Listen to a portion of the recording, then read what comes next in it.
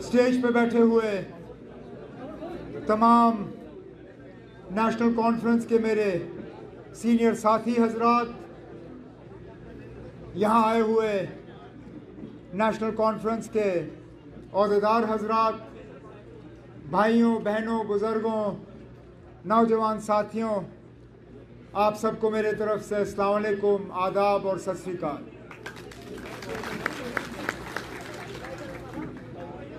आज शेर कश्मीर भवन में नेशनल कॉन्फ्रेंस की इस फौज को यहाँ जमा हुए देख के दिल खुश हो जाता है, क्योंकि इस जमात को कमज़ोर करने की नहीं, मिटाने की एक मुकम्मल कोशिश की गई थी पिछले 8-10 साल के दौरान। कौन सा ऐसा हरबा है जो हमारे खिलाफ इस्तेमाल नहीं किया गया? साथियों को डराया गया, धमकाया गया, कुछों को लालच दी गई,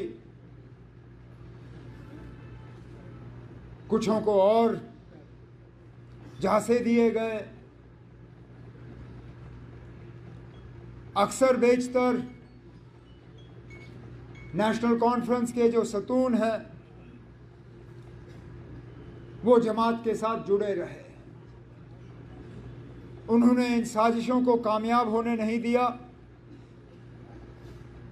उन्होंने इन ताकतों का मुकाबला किया। एक दो बह गए, जाते जाते उनकी भी गलतफहमी थी, कहीं जाने से ये जमात खत्म हो जाएगी। लेकिन बार बार नेशनल कॉन्फ्रेंस जमात और नेशनल कॉन्फ्रेंस के वर्करों ने ये साबित किया है कि ये जमात नेशनल कॉन्फ्रेंस की लीडरों की जमात नहीं है, ये जमात नेशनल कॉन्फ्रेंस के वर्करों की जमात है।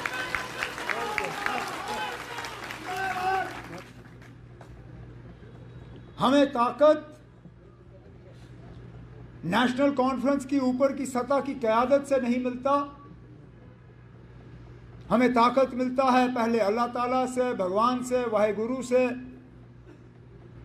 उसके बाद ताकत मिलता है जम्मू कश्मीर की आवाम से और नेशनल कॉन्फ्रेंस की वर्कर से।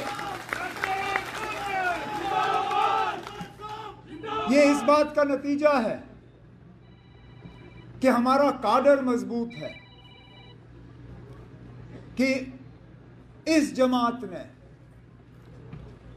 तमाम तूफानों का जो है सामना किया।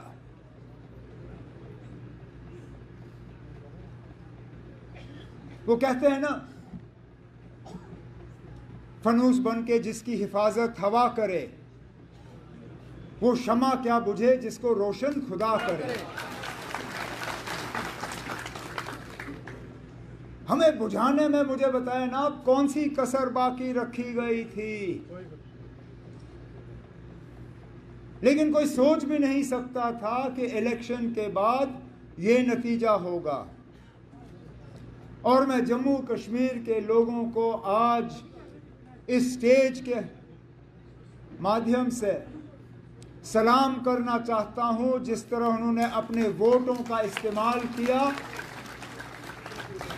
और समझदारी से अपने नुमाइंदे चुने। अब क्या हमें और सीटें मिल सकती थी? बिल्कुल। क्या हम उम्मीद कर रहे थे कि इससे ज़्यादा हो? शायद अपने से नहीं, लेकिन दूसरों से। लेकिन एक एक सीट जो आज हमारे पास है, मैं उसके लिए दिल की गहराइयों से जम्मू कश्मीर के वोटरों का शुक्रगुजार हूं। और उसके बाद जो इंडिपेंडेंट एमएलए जीत के आए, और फौरी तौर बिना कोई शर्त रखे हुए अपने लिए हमारे इस कारवां के साथ जुड़ गए और हमारी मदद करने निकले, जिसमें हमारे बन्नी के एमएलए डॉक्टर रमेश्वर सिंह जी भी यहां बैठे हैं।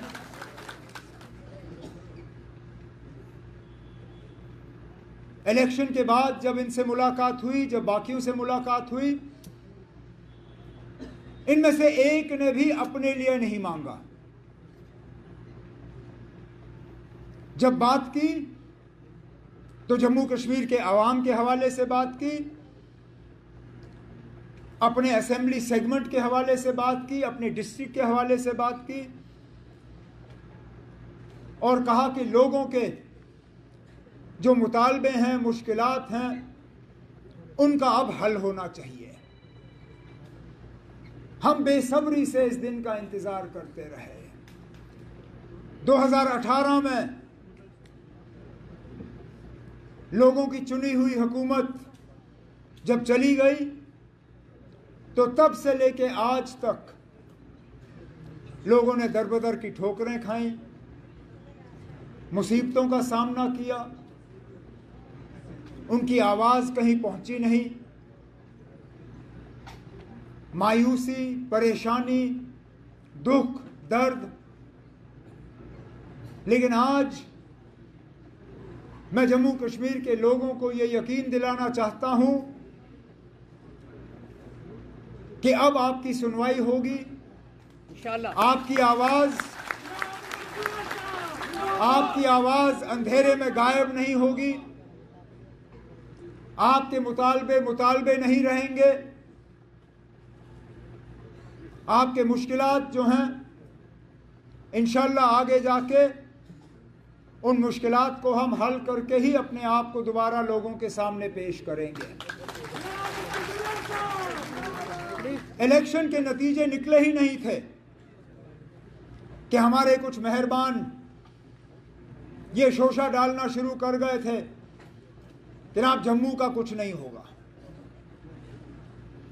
जम्मू को नजरअंदाज किया जाएगा, जम्मू को सजा दी जाएगी कि उन्होंने नेशनल कॉन्फ्रेंस के उम्मीदवार या कांग्रेस के उम्मीदवार को यहां से चुना नहीं। और मैंने पहले दिन से कहा, मैंने कहा यह हुकूमत सबकी होगी,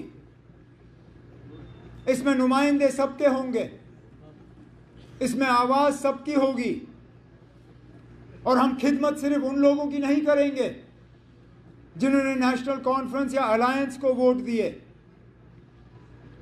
हम अगर खिदमत करेंगे तो पूरे जम्मू कश्मीर की आवाम की खिदमत करेंगे। डिप्टी सीएम बनाना कोई मजबूरी नहीं थी ना। इससे पहले भी जम्मू के डिप्टी सीएम बने हैं, लेकिन वो कोalition में मजबूरी की वजह। मुफ्ती मोहम्मद सैयद साहब, अल्लाह मगफिरत करे उन्हें, जब वो वजीर आला बने तो कांग्रेस के साथ उनका अलायंस था। अलायंस को उन्होंने ओहदे देने थे।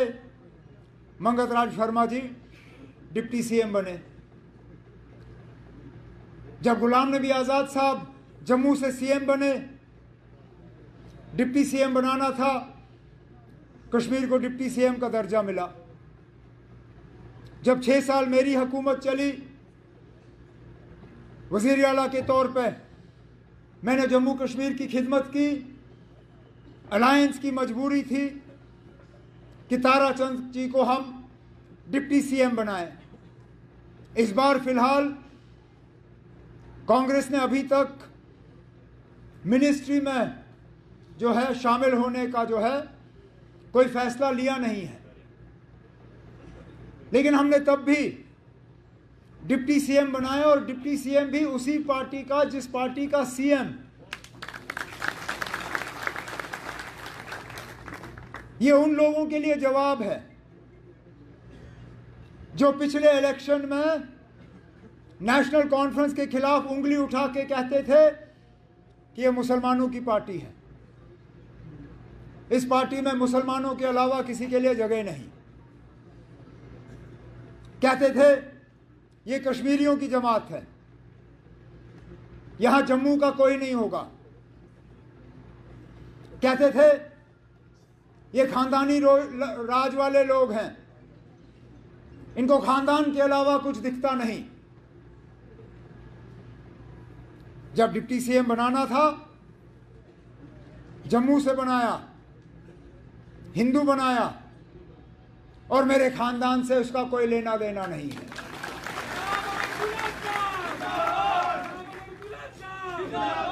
अब क्या कहोगे? अब क्या कहोगे?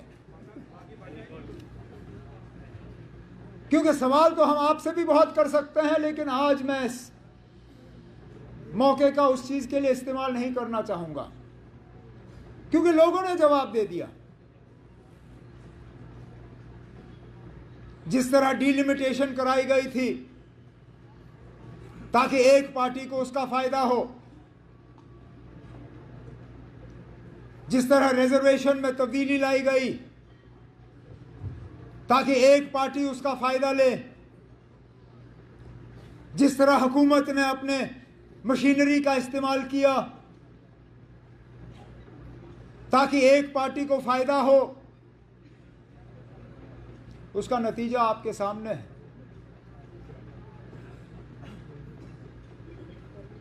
मतलब ये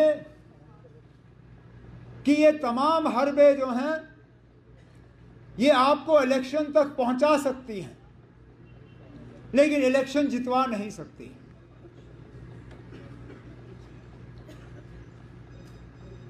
लेकिन आसान काम मुझे लगता है हमने कर दिया है यहां तक पहुंच के।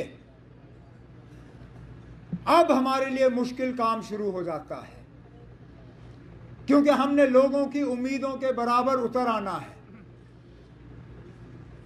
हमने लोगों के मुश्किलात हल करने हैं, हमने यहां की परेशानियों को दूर करना है, हमने लोगों की शिकायतों को कम करना है। हमें हुकूमत और लोगों के दरमियान जो फासला है उसको कम करना है।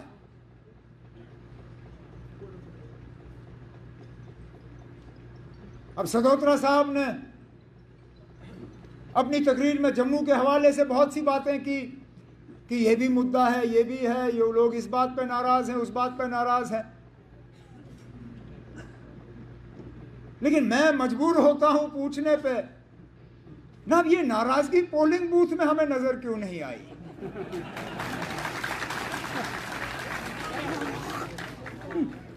कश्मीर के लोग भी नाराज थे, लेकिन अपनी नाराजगी का इजहार वोट के जरिए किया। चिनाब में भी लोग नाराज थे, वोट के जरिए इजहार किया। रजौरी पुंछ में भी नाराज थे। डिलिमिटेशन, रिजर्वेशन, सब चीजों को एक तरफ रख के वोट के जरिए अपनी नाराजगी को वहां पे दर्ज किया। कहने के लिए तो हम सुनते हैं कि जम्मू वाले भी नाराज हैं। कोई कहता है कि दरबार मूव को लेके नाराज, कोई कहता है कि स्मार्ट मीटर को लेके नाराज, कोई कहता है कि बिजली बिल को लेके नाराज, कोई कहता है कि पानी की कमी को लेके नाराज, कोई कहता है कि बेरोजगारी को लेके नाराज। लेकिन ये नाराजगी जो है पोलिंग बूथ, वोटिंग बूथ में हमें नजर नहीं आया। अब क्या वजह है ये भी हमें समझना होगा। या तो नाराजगी है नहीं, और अगर नाराजगी है नहीं तो फिर बड़ी अच्छी बात है, फिर कुछ खास करने की जरूरत नहीं, सारा कुछ ठीक है।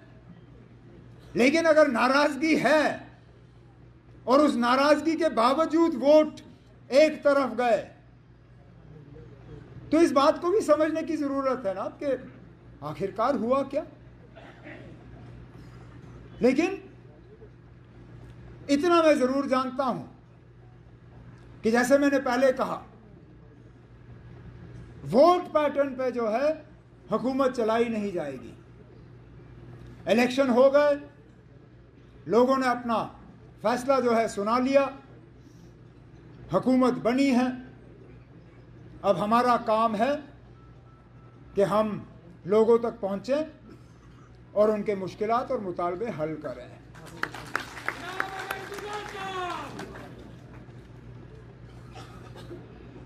हमारे पार्टी के वर्करों की भी बहुत उम्मीदें हैं। 10 साल हो गए ना अब आपको सेक्रेटरीट गए हुए, 10 साल हो गए आपको किसी डीसी के दफ्तर में गए हुए। मेरी सिर्फ आपसे मोहतबाना गुजारिश है कि फर्स्ट डे फर्स्ट शो मत करना ना। 5 साल हैं हमारे पास, 1-2 हफ्ते अफसरों को भी थोड़ी आदत डालने दीजिए कि अब लोगों की चुनी हुई हुकूमत आ गई है। अब फैसले बिना लोगों की राय हासिल किए हुए सेक्रेटरीट या अफसरों के दफ्तरों में नहीं लिए जाएंगे। अब प्रोजेक्ट बनेंगे, अब डीपीआर बनेंगे, अब पैसे रिलीज होंगे, तब के लोग ये चाहेंगे कि फलाना काम जो है उनके इलाके में होने चाहिए। मैंने पहले ही सेक्रेटरीट में अफसरों से कहा हुआ है कि खासकर जो पंचायतों के प्रोजेक्ट बने इस साल, जो ब्लॉक के बने, जो डीडीसी के बने, जिनमें लोगों के नुमाइंदों की राय नहीं ली गई, चाहे वो डिस्ट्रिक्ट के लेवल पे हमारे चेयरपर्सन शमशाद शान क्यों ना हो, पूजा ठाकुर जी क्यों ना हो, बाकी क्यों ना हो, हमारे एमएलए हजरात, चाहे डॉक्टर रमेश्वर सिंह जी हों, सजाद शाहीन साहब हों, राजू साहब हों, जावेद साहब हों, बाकी हैं। अब मैं इनसे गुजारिश करूंगा कि मेहरबानी करके उन सब कामों को आप रिव्यू करके देख लीजिए कि क्या वाकई ये लोगों के मतलब के काम हैं, तब जाके ये उठने चाहिए और तब जाके इन पे अमल होना चाहिए।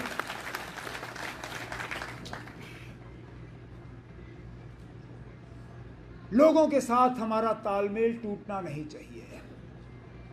हुकूमत में सबसे बड़ा खतरा ये रहता है कि हुक्मरान और जो वोटर हैं उनके दरमियान फासला बढ़ जाता है।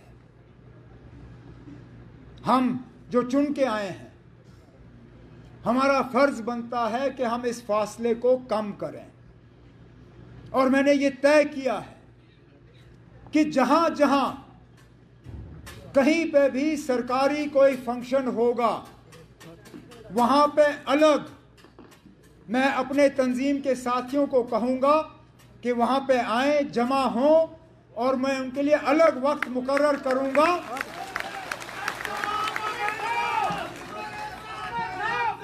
उनके लिए अलग वक्त मुकर्रर करूंगा ताकि अपने साथियों के साथ बैठ के मुझे वहां पे जमीन की जो असलियत है उसका पता चले, और इससे फिर अफसरों को भी एहसास होगा कि यहाँ कम्युनिकेशन जो है वो सिर्फ अफसरों के ज़रिए नहीं बल्कि यहाँ ज़मीन से जुड़े हुए जो लोग हैं उनके ज़रिए हो रहा है।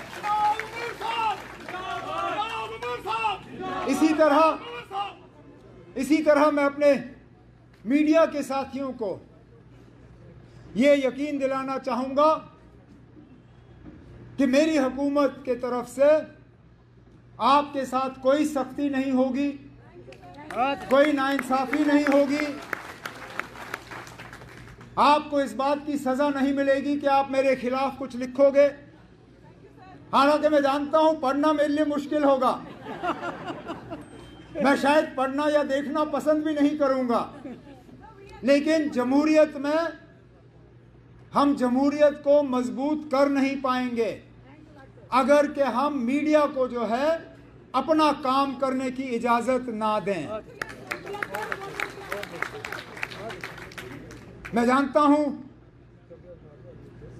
बहुत से ऐसे हमारे प्रेस के साथी हैं जिनके एक्रेडिटेशन या रजिस्ट्रेशन में अड़चनें डाली गई हैं, रुकावटें डाली गई हैं। इनके रजिस्ट्रेशन और वो प्रेस कार्ड जो है वो इनको नहीं मिले। आहिस्ता आहिस्ता इस चीज़ को दुरुस्त किया जाएगा और आपकी इंस्टीट्यूशन को जो है हम स्ट्रेंथन करेंगे। लेकिन थोड़ा सा आप रहम करिएगा,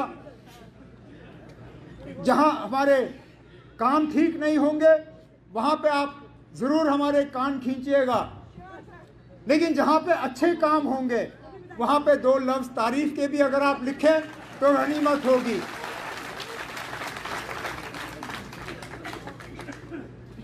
इस साल हमने सियासत के अलावा कुछ नहीं किया, थक गए ना।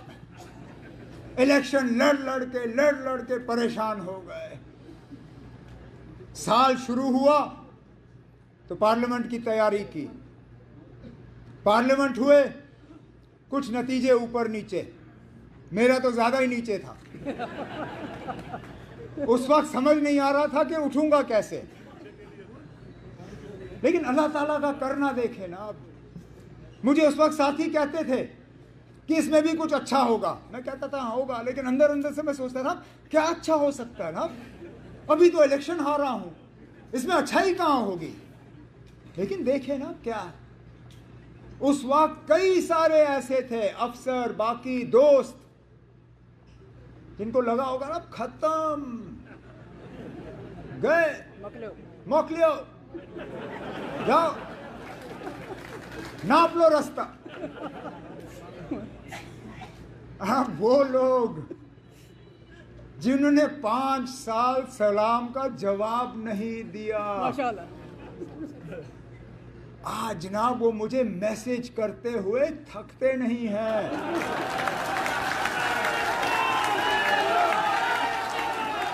मैं कहता हूं ना, कुदरत भी क्या चीज है। 5 साल एक मैसेज भी नहीं कि ना आप ठीक हो, जिंदा हो, हम क्या कुछ आपके लिए कर सकते हैं या नहीं। अब मैं सुबह उठता हूं तो गुड मॉर्निंग सर, 1 बजे फोन देखता हूं तो सर लंच के लिए क्या खाया, 8 बजे फोन देखता हूं सर डिनर में क्या था, आपके लिए कुछ भेजूं तो नहीं, और 10 बजे रात को गुड नाइट सर, प्लीज अच्छे से सो जाइए।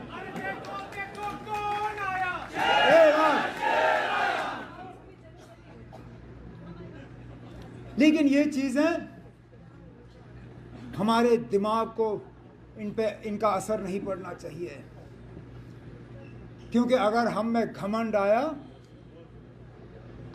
अगर हमें ये लगा कि हम अब बहुत बड़े 30 मार खान हैं और बस हम ही हम हैं और कोई नहीं है, जिस तरह लोगों ने आज हमें मौका दिया, खुदा ना खास्ता अगली बार लोग हमें सजा देंगे। तो पहले दिन से हमें यह तय करना है कि हम इस हुकूमत का गलत इस्तेमाल नहीं करेंगे, हम इस हुकूमत का अपने ऐशो आराम के लिए इस्तेमाल नहीं करेंगे। ये हुकूमत हमारे लिए नहीं है, हम खिदमतगार हैं, मालिक नहीं। मालिक जम्मू कश्मीर की जनता है, हम उनके खादिम हैं। हमें सिर्फ काम करना है, लोगों के काम करने हैं आपके। और मैं इसी बात पे अपनी तकरीर जो है ख़त्म करूँगा कि हमारी 24 घंटे यही कोशिश होगी कि हम आपके मुश्किलात और परेशानियों को कम करें और आपके चेहरों पे दोबारा वो मुस्कुराहट लाएं, जो मुस्कुराहट आपके चेहरों पे पिछले 6-8 साल से हम देख नहीं पाए। मैं जनाब सदोत्रा साहब को, रतन लाल गुप्ता साहब को, अपने तंजीम के बाकी साथियों को, अपने विमेंस विंग के जो सीनियर लीडर हैं यहाँ पे, इनको, अपने यूथ, अपने पेरेंट विंग, और जाते जाते मैं इतना ज़रूर कहना चाहूँगा, मेरे जो साथी आगे तरक्की करने की उम्मीद लगाए बैठे हैं। दिल छोटा मत करो ना। अब हमें 5 साल का अरसा दिया हुआ है। फिलहाल हम यूटी हैं, ये भी ज्यादा देर रहेगा नहीं।